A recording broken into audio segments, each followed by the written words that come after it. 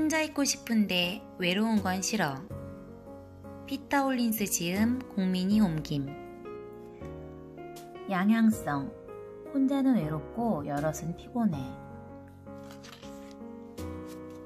영국의 심리학자 한스 아이젠크는 내향성과 외향성의 특징을 모두 가지고 있는 사람을 가리키는 말로 양향성이라는 단어를 처음 사용했다. 양향성은 성격 스펙트럼의 중간에 자리하는데 중간이 정확히 어디라고 꼭 집어 말하긴 어렵고 두 성격 유형을 반씩 가지고 있다고 볼 수도 없다. 기질이나 성격은 유동적인 특성을 지니기에 양쪽을 수시로 오간다. 오늘 방방 뛰거나 말도 안 되는 이유로 신경질을 부렸다고 해서 내일 침착하고 이성적이지 말라는 법은 없다. 내향적인 사람은 속에서 에너지를 채우는 사람이다. 그에게 진정한 세상이란 마음속에서 생겨나는 생각, 사고, 인식으로 이루어진 곳을 가리킨다. 혼자 있는 것을 더 좋아하는 사람은 어디에든 있다. 모두가 방방 뛰고 잠시도 가만히 있지 못한다면 세상은 정말로 혼란스러울 것이다. 그에 비해 외향적인 사람은 바깥 세상, 타인, 주위 환경에 존재하는 것에서 에너지를 얻는 사람이다. 세상을 관찰하고 참여하고 그 일부가 됨으로써 생각과 마음가짐, 행동 방식을 결정한다. 이 두 성격의 특질을 정의한 카를 융은 완전한 내향성 또는 외향성만으로 이루어진 성격은 존재하지 않는다고 생각했다. 그는 완전한 내향성 또는 외향성은 존재하지 않는다. 그런 사람은 정신병원에서나 볼 수 있다. 라고 말했을 정도다. 그래서 양향성이라는 용어가 등장했고 이 단어는 완전한 내향성과 외향성 사이에 방대한 중간 지점을 가리킨다. 날마다 똑같은 사람은 없다. 융이 지적한 것처럼 우리는 개인의 성향을 완전히 한 가지 특성으로 규정할 수 없으며 그렇게 하면 이상하거나 불안한 상태로 인식될 것이다. 무지개의 색상이 점차 달라지는 것처럼 성격 스펙트럼에도 단계적 변화가 있다. 아마도 무지개는 7색깔이라고 배웠을 테지만 가시광선을 초월하는 더 은은한 색조와 명암이 있기에 실제 색상은 그보다 훨씬 많다. 성격 스펙트럼도 마찬가지다. 사람은 정적이지 않고 역동적인 존재다. 대다수의 사람은 처한 상황이나 어떤 일의 동기, 관련된 사람이 누구냐에 따라 더 내향적이 되거나 외향적이 될 수 있다. 당신도 누군가가 예상 밖의 반응을 보여 놀란 적이 종종 있었을 것이다. 조너선 알렉산더 교수는 사람은 각자 두드러지는 성격이 무엇이든 간에 약간의 내향성과 외향성을 가지고 있다 라고 지적한다. 모두가 기분에 따라 변화를 겪는 것이다. 이는 자연스럽고 일반적이며 특수한 예가 아니다. 파티에 갔다 올 때와 장례식장에 다녀올 때가 같은 감정일 수는 없는 게 당연하지 않은가? 때로는 내향적인 사람이 파티가 끝나길 원하지 않기도 하고 사회적 에너지를 끝도 없이 공급하는 모습을 보이기도 한다. 이는 내향적인 사람의 행동 방식에서는 아주 특이한 모습이지만 아마도 마음에 드는 이성이나 상관에게 잘 보이고 싶어서 노력하는 것일 수도 있다. 내향적인 사람은 혼자 있는 것을 더 좋아하는 것처럼 보이지만 이처럼 자신의 성향에서 벗어난 행동해야 하는 상황도 생긴다. 외향적인 사람은 어떨까? 이들 역시 마찬가지다. 그들도 가끔은 모임에서 일찍 자리를 뜨거나 앞에 나서지 않고 가만히 벽에 붙어서 사람들과 동떨어진 모습을 보이기도 한다. 이는 외향적인 사람의 특성과는 다르지만 최근 이별을 겪었거나 막 퇴근하고 한숨 돌리는 것일 수도 있다. 사람은 삶에서 마주치는 변수에 따라 내향성과 외향성을 모두 보인다. 사회적 배터리, 타인을 용납하는 정도, 흥미를 가지는 정도 등이 업무나 감정, 기분에 크게 영향을 받기 때문이다. 날마다 똑같은 사람은 없다. 만약 매일 판에 박은 듯 살아간다면 삶은 정말로 지루하지 않을까? 예를 들어 어떤 사람이 이사회에서 있을 발표를 준비한다고 해보자. 그 사람은 몇 주 동안 내향적인 모습을 보일 수 있다.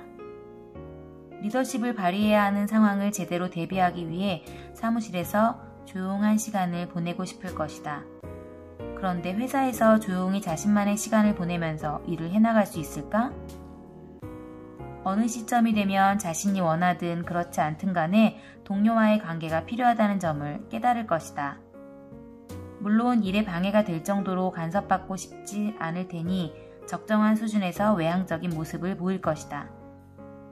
이런 과정을 통해 자신과 동료 사이의 소통 문제를 잘 다루는 자신을 발견할 것이며 자신의 모습에서 내향성과 외향성의 균형을 잡아갈 것이다.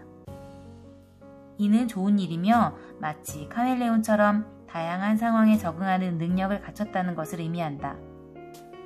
시간이 흐르면 이런 적응력도 어느 정도 높아지는데 그렇다고 자신의 특성에서 완전히 벗어난다는 뜻은 아니다. 중요한 것은 균형 감각이다.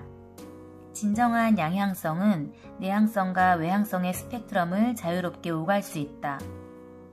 세상은 흑백이 아니며 은둔자와 파티강만으로 구성되어 있지 않다. 대부분의 내향적인 사람 역시 오랫동안 고립되어 있으면 상당히 불안해한다. 심하면 밀실공포증으로 번지기도 한다. 대부분의 외향적인 사람도 마찬가지다. 홀로 즐기는 시간 없이 여러 사회활동에 연달아 참여하다 보면 불안감이 커진다.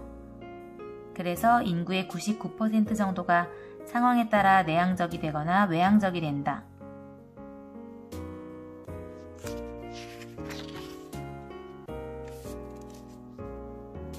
외향성과 내향성의 특징을 잘 조합하면 한층 능력을 키우고 원하는 것을 할 수 있게 된다. 그러면 다양한 경력을 쌓을 발판을 마련할 수 있다. 도전하는 탐험가들이 없었다면 우리는 세상의 많은 부분을 알지 못한 채 살아가고 있을 것이다. 또는 작가가 없었다면 우리는 다른 사람의 삶을 모르는 채 살아갈 것이다. 이런 다양함이 삶을 살아볼 만한 가치 있는 것으로 만들고 그 가치를 최대한 누릴 수 있게 도와준다. 또한 우리가 성장하고 가능성을 최대한 발휘할 수 있도록 도전정신을 북돋아준다. 인구의 99%가 양향성을 지녔는데 나머지 1%가 간혹 우리의 삶에 개입한다. 그런 사람들은 이상하고 불안해 보이며 어떻게 대해야 할지 알 수 없다. 내향성이 강한 사람에게도 우리는 최소한의 외향적인 행동을 기대하는데 상대가 그 기대에 부응하지 못하면 마치 로봇과 대화를 나누는 것처럼 어색함을 느낀다. 외향성이 강한 사람에게도 간간히 조용하고 차분한 행동을 보이길 기대한다. 상대가 그 기대에 부응하지 못하면 나중에 이름도 기억하지 못할 것 같은 정신없는 사람과 이야기를 나눈다는 느낌이 든다. 궁극적으로 적당한 선을 지키고 균형을 잡는 것이 중요하다. 우리 모두는 다양한 감정을 보일 수 있다. 항상 친구들과 놀러 다니거나 어두운 방에 홀로 처박혀 있기만 한다면 심장이 금방 멈춰버릴 것이다. 인생은 우리에게 활동과 생각 모두를 하라고 요구한다. 한 곡만 계속 연주하는 밴드는 박수 갈채를 받지 못한다. 우리 모두는 양향성을 가지고 있다. 사회에 맞춰 계속 진화하려면 역동적으로 움직일 수밖에 없다. 모든 사람이 동굴에 가만히 처박혀 있을 것이 아니라 누군가는 사냥을 하고 누군가는 채집을 해야 한다. 그런 다양성이 없었다면 세계 각국의 정교한 여러 언어 대신 인류는 아직도 옹알이나 비명으로 소통하고 있을 것이다. 내향, 외향, 양향을 구분하듯 사람들은 스스로 외향적 내향성 또는 내향적 외향성 등으로 정의하기 시작했다. 외향적 내향성인 사람은 혼자 있을 때 에너지를 얻지만 사회활동도 즐긴다. 휴대전화와 마찬가지로 이들에게도 조용히 홀로 충전할 시간이 필요하다. 그런 다음에야 자연스럽고 충실하게 인생을 살아갈 수 있다. 내향적 외향성인 사람은 사회적 교류를 통해 에너지를 얻으면서도 다른 사람의 경험을 살피며 자신의 개성과 독창성을 키울 시간을 가진다. 이 과정에서 자신만의 아름답고 의미 있는 요소를 굳건히 하고 타인과 구별되는 특징을 발전시킨다. 다시 말해 이들은 모두 양향성을 정의하는 말들이다. 명칭은 다르지만 정확히 같은 것을 가리킨다. 전통적으로 내향성, 외향성을 결정하는 잣대는 잘못된 이분법에서 나왔다. 물론 사람은 한쪽으로 기울 수 있다. 하지만 그 말은 곧 중간에도 자리할 수 있음을 뜻한다. 너무나 당연한 이치다. 외향성과 내향성 사이를 영원히 왕복하면서 우리는 이 세상을 살아가는 데 꼭 필요한 균형을 얻을 수 있다. 넘치는 활력과 자아 탐험 두 가지는 모두 중요하며 반드시 행동을 보여야 할 때도 반드시 침묵해야 할 때도 있다. 그렇게 함으로써 우리 자신이 살아있는 존재라는 것을 느낄 수 있다. 우리 모두는 양향성을 가진 사람으로서 이 세상을 진정 아름답게 만드는 주체다.